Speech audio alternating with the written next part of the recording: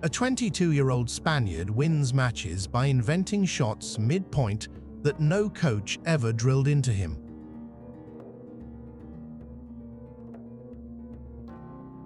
The final ball of the 2026 Australian Open drops. Djokovic, beaten in 4 sets, and the 22-year-old from Spain becomes the youngest man in Open-era history to hold all 4 majors at once. The shot-making looks like it belongs to no one but him. It does not. Every genius has an architect. It is more than a decade earlier. You are in El Palmar, a small town outside Murcia, and a boy born in 2003 is swinging harder than his own small body can control. A man who once stood at the very summit of the sport, a former world #1, comes to watch this wild kid. He does not try to tame the recklessness. He decides to arm it. His name is Juan Carlos Fe, R-E-H-Ro, and he has shaped Carlos Alcaraz since childhood in that town. Fe R-E-H-Ro did not hand the boy a style. He handed him 2 things: permission to attack without apology and a mind built to stay calm under the heaviest weight. You cannot drill improvisation into a person. A coached shot is a memorized shot, and a memorized shot is the opposite of instinct. So he coached everything except the shots. He built the engine underneath them, the foot speed, the touch, the belief, then let the shots invent themselves in the moment. Watch the pattern that comes out of it.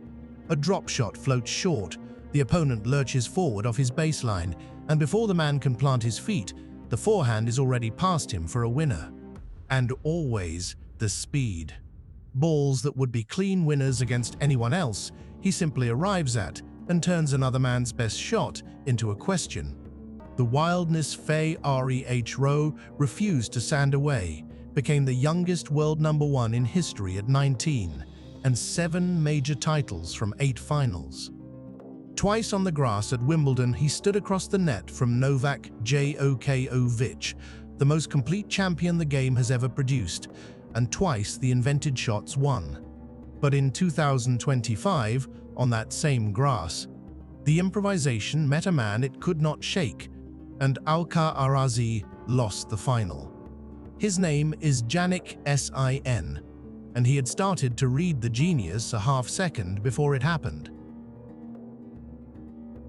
It is September 2022, Flushing Meadows, and you are a handful of points from a first major and the #1 ranking at once. The ball drifts toward you at an angle no coaching manual has an answer for. He answers it anyway. In the box sits the man who has shaped him since he was a boy, and even he is watching a shot he never drew up.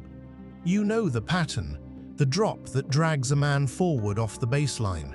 What no diagram captures is the instant he chooses it, decided in the time the ball needs to clear the net. Coaches can teach the shot, not the timing. Then the legs. He reaches a ball 3 strides past where the point should have died and where there should be no answer. There are suddenly 5. A tactical script rewards the safe percentage. His game rewards the ball that has never once been struck from that exact patch of court. It is an ordinary morning on a practice court. Fe Reh feeds a familiar drill, and halfway through it collapses because the teenager has found a better answer than the one written on the plan. Set it against the finest returners in the world, and it still holds. Medvedev, all wall and geometry, kept arriving at shots his positioning had already ruled impossible. So, when the final ball dropped in New York, the ranking that came with it made him the youngest man in history to reach world #1. 19 years, 129 days. A new #1, built on the one thing the sport has never learned to teach. 7 major finals he would win. 1 he would lose, and that single defeat hides a flaw in the genius no coach had ever spotted, until one red-haired Italian on grass finally did. It is deep into the 5th hour at Roland Garros. 5 hours and 29 minutes this one final will run, and the younger man across the net is the one still inventing shots nobody taught him. The giants trained for power. None of them trained for a player who refused to have a plan. Rewind 2 years. It is Center Court 2023, and Djokovic takes the opening set 6-1. This looks like a coronation for the champion, not the boy standing across from him. Then the pattern starts to bite.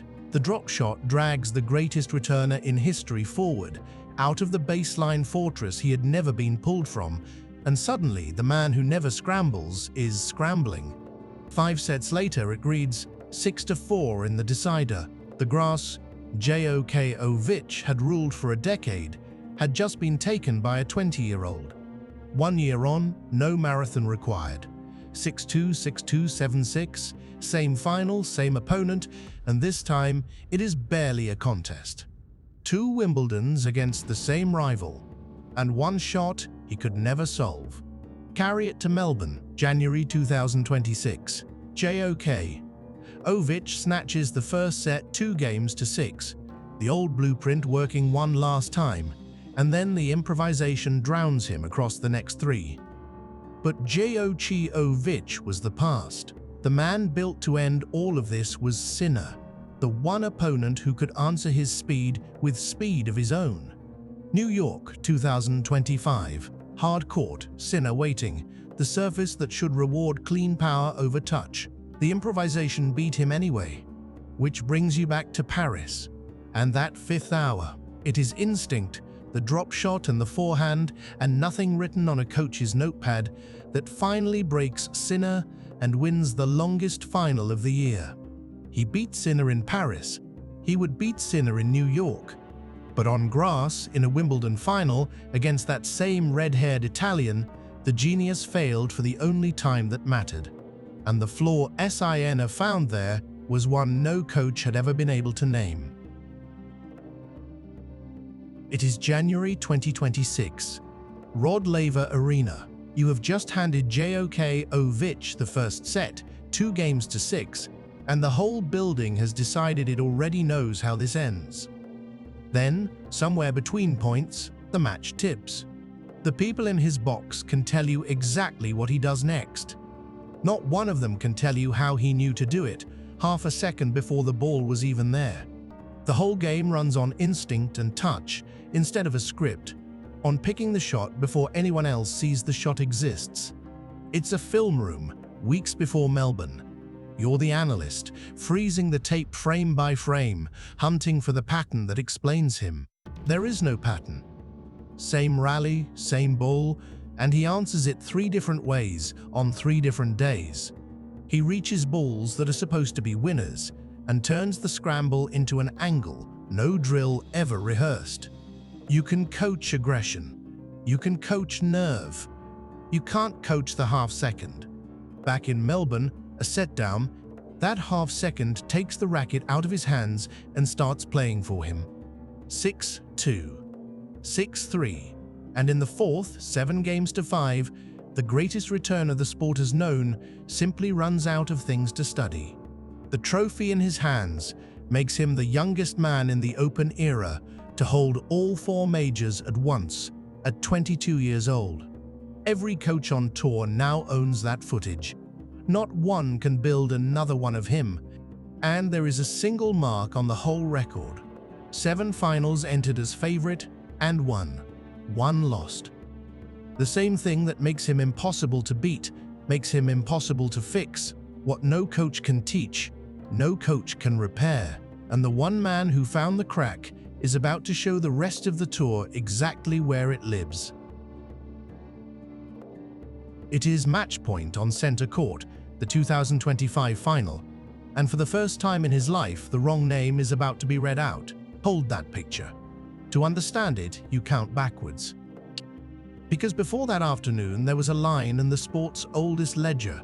No 22-year-old had any business owning. 7 majors, 8 finals. Every one of them won the same unscriptable way. Touch over tactic. The shot chosen a half-second before anyone else saw the shot exists. It is 2022, New York. Casper Ruud across the net. He is 19, and he takes the first of them playing tennis no coach ever drew on a board. Then the grass Jovic had ruled for a decade, taken from him twice. Paris twice more. One of them a 5-hour, 29-minute war finished under the lights. By January 2026, all four at once. The youngest man in the Open era ever to hold them. 8 finals entered, 7 carried out, and a single loss standing alone in that record like a typo no one could correct.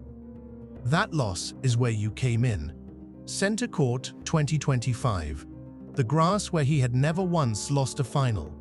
Across the net, Jannik Sin, who had quietly stopped trying to predict the genius. When it ended, the improvisation had, for the only time in a major final, come up empty. You beat a man reading the script by refusing it.